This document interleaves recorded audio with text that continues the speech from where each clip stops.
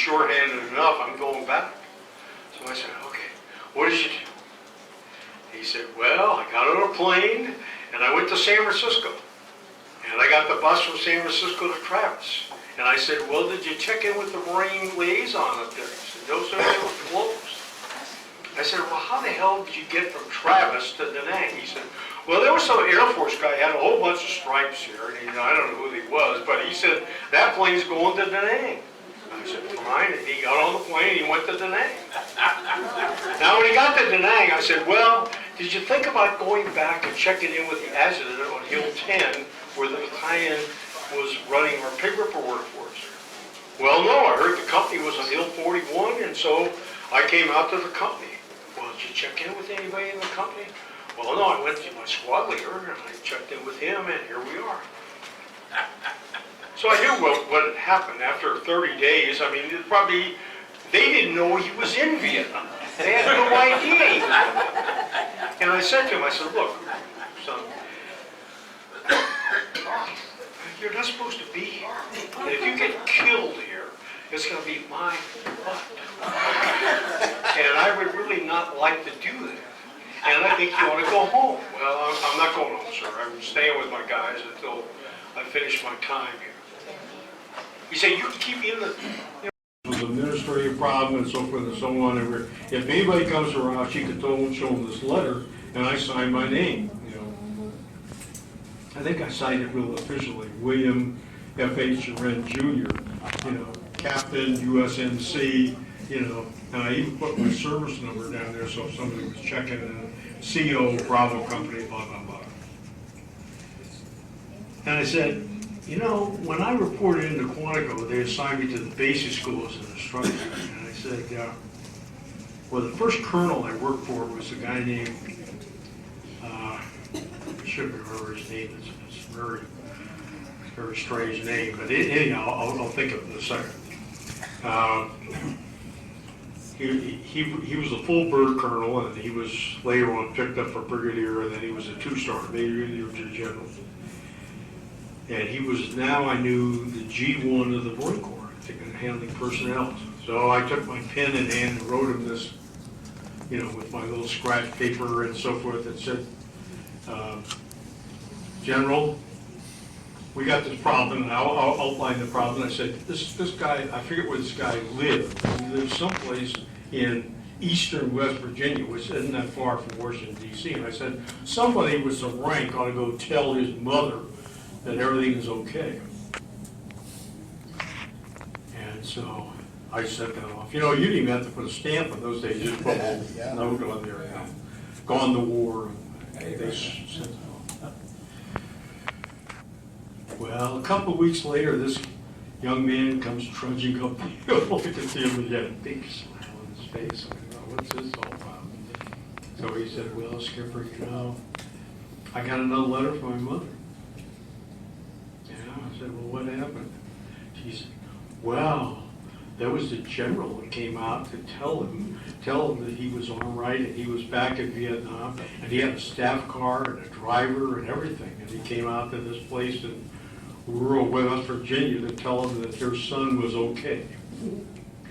But I think that little story really tells you the kind of guys that I had in the Marine Corps, the kind of guys who were, you know, they were not going to let their buddies down. They were fighting for each other. If you think they were fighting for somebody waving a flag and the Marine Corps band playing, you kid yourself. Okay, I mean, these guys. I've gone to a lot and helped organize and run a lot of reunions of the 1st Battalion, 7th Marines. And when you go to those reunions, you're amazed at what these guys knew and didn't know. And you know, they knew guys in their fire team and they knew guys in their squad, but you know, other people they didn't know very well at all. Okay, I mean, they just, you know, it was different when we were in Thailand together. The difference was we had been at Pendleton together, and they were over Okinawa together, and then we went to Thailand together, and it was a different setup. In Vietnam, we were constantly patrolling, constantly out in the field, very seldom had a chance to sit around as a company or a platoon or a squad. really talk like we did when we were at Pendleton and that kind of stuff. But the camaraderie of these people and the care that they took for each other, was amazing, to put it real mildly. One night when I was a battalion operation officer in Vietnam, I sent a young man by the name of Larry Smedley. You could look up his name in the book because he's got one of those big medals, they hang around your neck. Well, he didn't get it.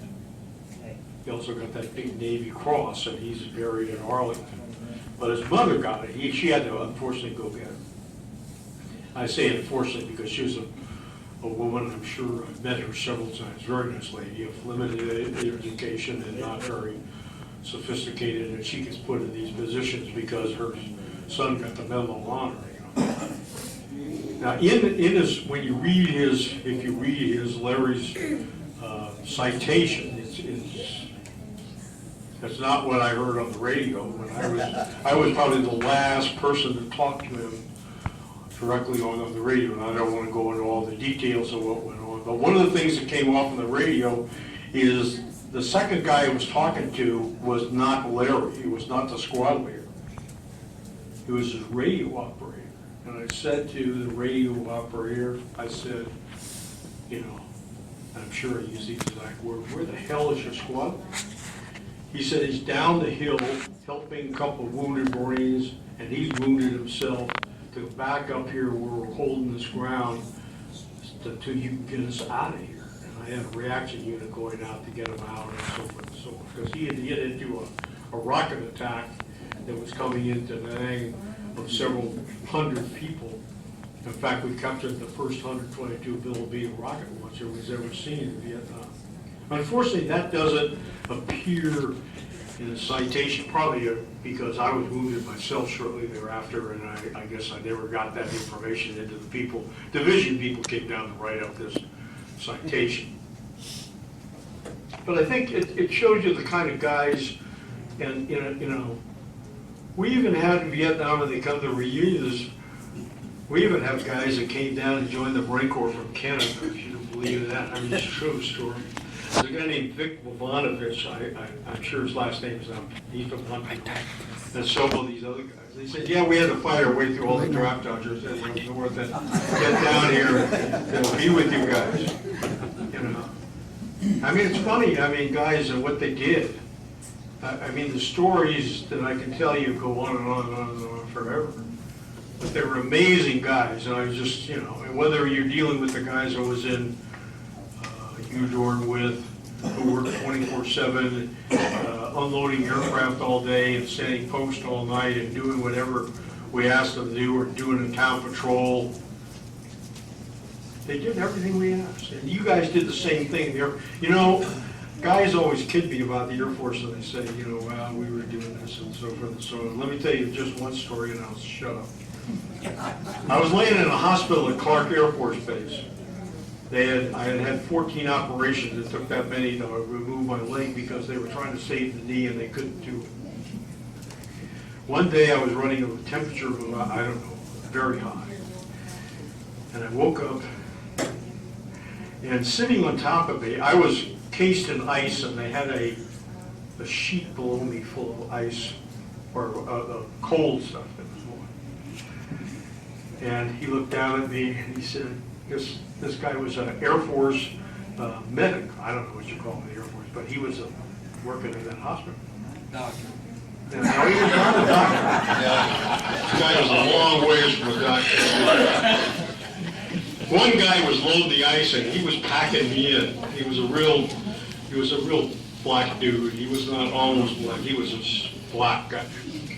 And he was in some kind of scrubs or whatever they call those things. And he said, "Oh, good, Major. I'm glad you're awake now. I thought we'd lost you there." And I thought, "Oh, well, that's good, And so I'm packing this ice and so forth and so on. And they're bringing the temperature down, and they're hovering over me and so forth and so on. So he goes off duty in a while. But to show you the consideration and the care these guys felt for us and tried to help us as best they possibly could. I don't know. I don't know, I was all doped up because I'm not sure of the time sequence, but a little while he came and he was all duded up, ready to go in Liberty. You know, he had the funny hat and the whole 9 yards. And he said, I just came by to check and see if you were okay. I'm going out. He said, I'll get a couple of drinks for you while I'm out there. You know, and he said, I might do some other things too. I said, well, whatever you do, take care. He said, well, I'll see you tomorrow morning. I'll tell you what happened. But those are the kind of guys that served in all over Vietnam and all over that particular era. You know, one thing that people don't realize that the Marine Corps took, and the reason I talk about the Marine Corps is I don't know that much about other services too much, but I know the Marine Corps took more casualties in Vietnam than they did in World War II. We put more people through the Marine Corps than we did in World War II, because when you came in the Marine Corps in World War II in 1942, you raised your hand, you were in for the duration. You weren't there until, you know, for your year tour and so forth. But we had a lot of guys who did their 18 months in the Marine Corps. They didn't want to go in the Army, so they came in the Marine Corps. And they went to boot camp, ITR, which was a training regiment, and did a year in Vietnam and came home and did a couple of months in the States, and then were out. We put a lot of people through. But I think the kind of guys that we had, and the kind of guys that are here, and the kind of guys that you all were, it was my pleasure working with you. That's one of the reasons I stayed in. I didn't stay in the Marine Corps for the money, because I stayed because of guys like Pruitt and guys. It was like being a football coach, only you had these guys 24 hours a day, and they were great guys. Did you raise your hand? I raised my hand. The guys that you were building, he's got a good, Jerry. You were talking about Air America? Yeah. The guys you were building, that base camp for, just about 99.9% of those were Marines on loan to the agency. They were 99% Marines doing what? They were on loan. When we Oh, sure. We were on loan too. We were not part of MAV 16. We were from the 1st Platoon, Kilo Company, plus a weapons section from that same company, 3rd Battalion, 3rd Marines, 3rd Marine Division. What had happened was Marine Air Brigade Squadron 16 was stationed at Fatima Air Facility, and they were building Fatima, so their security people, their normal security people had to stay there. But the engineers and a lot of the comm people and other people there were, connected to Marine Air Brigade Squadron 16, and they were attached to them. The pilots were 100% Marines at that time. But you talk about the Air America pilots? They're all Marines. We had to get rid of our buttons when we went in. It was stupid. Have you ever read Bob Black Sheep by Patrick Boynton? Well, that's exactly what, if you read that story, that's exactly what happened. Because Air America is simply what's left over from Chennault's Flying Tigers, you know. 6 months prior to that, we were aboard the Princeton, and we painted all our aircraft white. And we finally found a little Nisai guy who could paint, and he could paint a UN symbol. So we painted, and then they took us from there to Hong Kong, and they said, no, Marines can't do that. So they took everybody's sheet in the port sack and made covers for all the aircraft. Yeah, Bill and I were on the front. Well, the sad part about it is, myself and my gunnery sergeant, Pat Dwyer, had to go to town a number of times and buy $27 worth of ice and bring it back, because many of the pilots, of course, died and the crew chiefs died, and then we had to ship them home. I didn't want to get into that I stood guard over part of it. So, I was trying to keep the fun part of it. That was the fun part. I mean, No, it was not a fun part for me. Not to get your ass killed, isn't it? Putting bodies in ice and black rubber bags. When I was in Vietnam as a company commander, I had to write the letters home to Mom and say, I'm sorry, I was a great kid and we enjoyed him, but today, I put him in a black rubber bag and sent him home. Okay, I'll stop there. All right, thank you, Bill. We appreciate it. Korea, Vietnam, and I would ask, what did he do? Well, he wouldn't talk about it. He didn't tell us. I would like to know what he did. So by all means, please, don't be bashful. Tell your stories. Put them in writing. I have the DVA they did an interview on me a year and a half ago, and my record is on in the National Archives. So get with your people and get that. That's important that you record your history. Now there was another comment, but as usual when I get up I always forget one of my key points, I guess, but that's okay. I'm talking about the Airborne Command Post. The air operation started in Da Nang in '65, but they were being mortared in those C-130s. So we had 6 C-130s flying 13.3 hours missions a day. And for all of you maintenance people, those of us that were flying those missions, we want to thank you for you got our rear ends home safely. And you did a great job in the 6-7 years. We only had 30 minutes off orbit. When I speak of orbit, ladies, our area of operation was Operation Steel Tiger. And that area encompassed from the China border down to the Cambodian border. And the object was the Ho Chi Minh Trail, which where the supplies and troops would come down through Laos and stage in Laos, and then when the force was large enough, the Viet Cong or the VC would attack from the side. They wouldn't come down direct. So the object of the quote air power was to interdict the roads and stop as much of the flow of traffic as we possibly could. Each of us in this room, regardless of your AFSC, you were there for one reason, like myself, and that was to support the air war in Laos, as well as Vietnam. Here in the States, we were told, the civilians were told, that we had no operation and no troops in Laos. Well, we had Army recon units on the ground. We were putting in 600 sorties a day. That included fighter strikes, forward air controllers, recon, and especially air rescue. If we knew someone was down, we would call in the Jolly Greens, the Queens, and provide the air support. And if it took 1 day, 2 days, 10 days, they got the air support they were required, and Jolly Green would come in, pick them up on the and fly them away. One of our most famous rescues was Boxer 2-2 out of Udorn. And the pilot was killed, but it took 3 days and 3 nights of air suppression to get that guy out. And just like in the movies, as I remember it, he was in a hollow tree, but I read some reports that seems different from that. But at any rate, just like in the movies, they dropped the toe and hooked onto his harness and flew him out. So air rescue was a great thing. Last year we had a reunion of a different organization